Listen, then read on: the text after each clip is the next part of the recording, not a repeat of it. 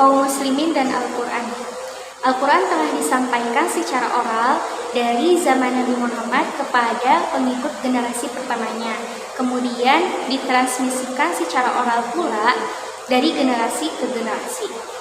Setelah Islam menyebar luas, terdapat beberapa perbedaan dalam pembacaan Al-Quran.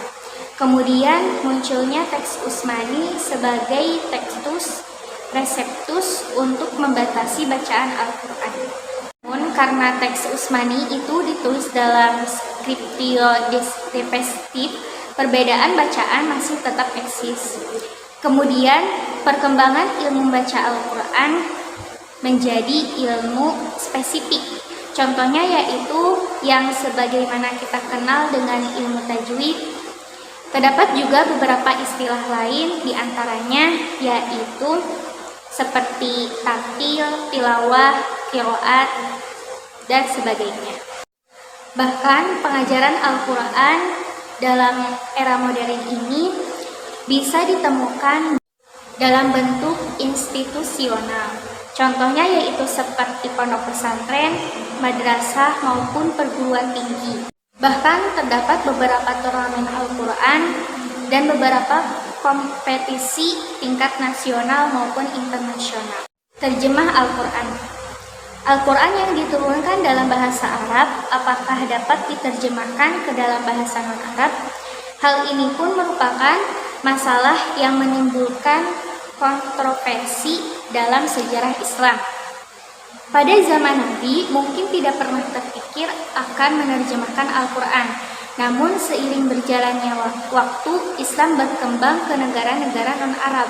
Memahami ajaran Al-Quran maka diperlukan untuk penerjemahan dari bahasa Arab ke bahasa non-Arab yang dimengerti oleh umat muslim.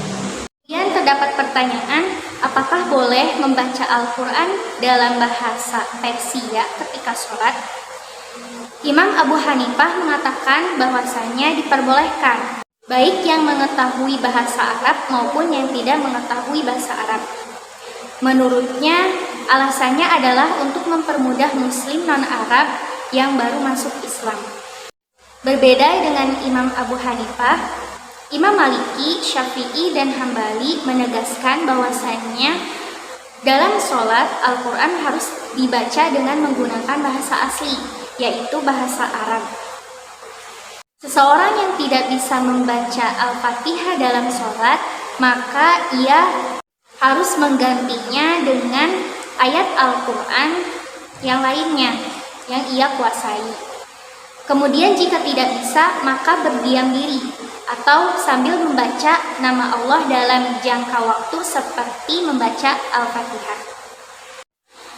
Menurut Al-Qafal, terjemah ialah menggantikan satu kata dengan kata lainnya.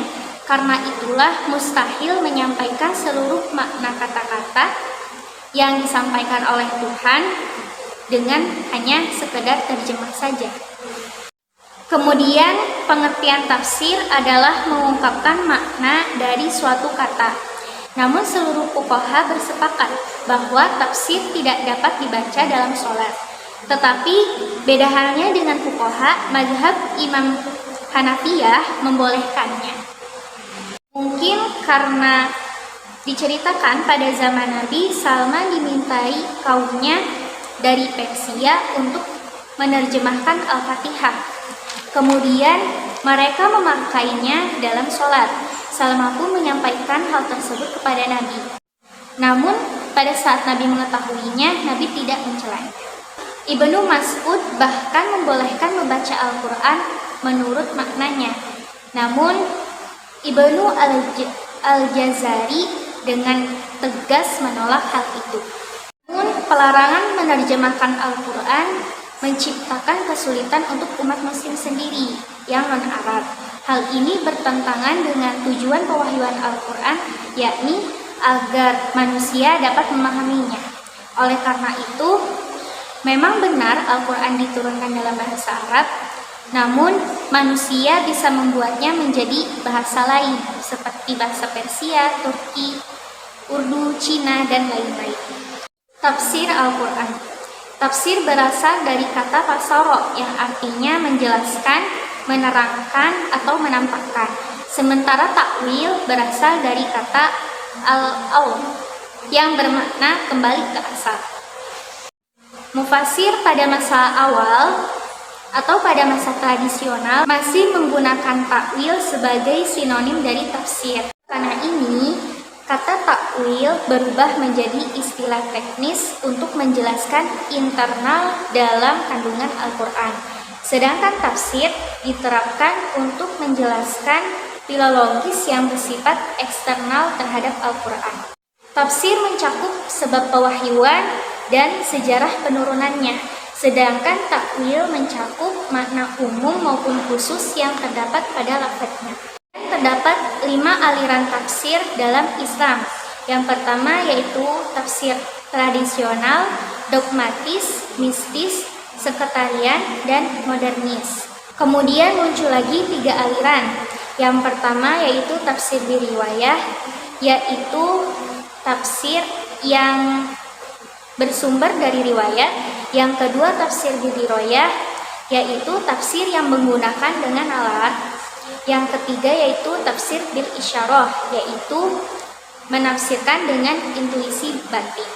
Kemudian muncul lagi 2 aliran lainnya, yaitu tafsir sekretarian dan tafsir modernis. Contoh tafsir modernis yaitu tafsir Al-Quran dalam bahasa Urdu, karya Syed Ahmad Khan. Sarjanaan Barat dan Al-Quran, terjemah dan suntingan Al-Quran. Penerjemahan dunia Barat terhadap Al-Quran diawali dengan kunjungan Pertus Venerabilis, kepala biara Cluny, ke Toledo pada pertengahan abad kedua. Ia membuat tim penerjemahan bahasa Arab untuk membasmi kepercayaan Yahudi dan Islam. Kemudian karyanya dikenal sebagai Clunia Coptus. Terjemah bahasa Latin ini tidak menyeluruh. Penafsirannya hanya untuk beberapa bagian yang memiliki manfaat langsung dalam polemik tersebut.